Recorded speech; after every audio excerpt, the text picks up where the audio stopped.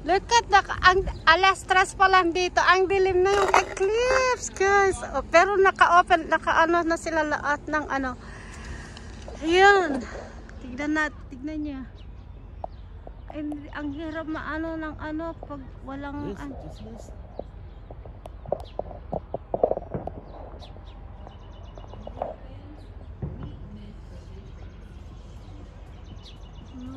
That's amazing. May corona sa gitna. Oh. Mahirap makuhahanan.